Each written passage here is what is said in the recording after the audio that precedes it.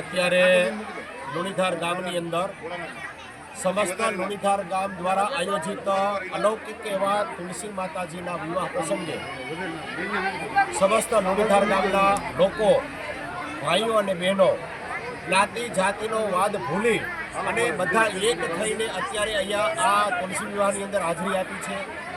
બધા લોકોએ સરસ મજાનો સાથ અને સહકાર આપ્યો છે। વાતે ગાતે નાની પાર્ટીમાંથી સરસ મજાની ઠાકોરજીની જાન આવી છે અને અત્યારે અગણિત એવા પુણ્યની પ્રાપ્તિ માટે આ તુલસી વિવાહનો પ્રસંગ જે છે એ અહીંયા પરિપૂર્ણ કરવામાં આવ્યો છે।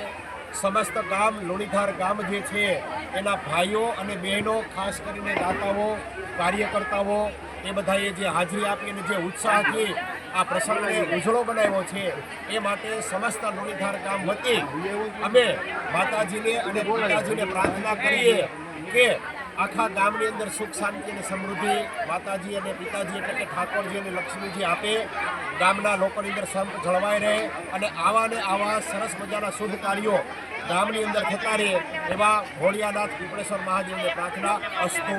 જય પીપળેશ્વર મહાદેવ।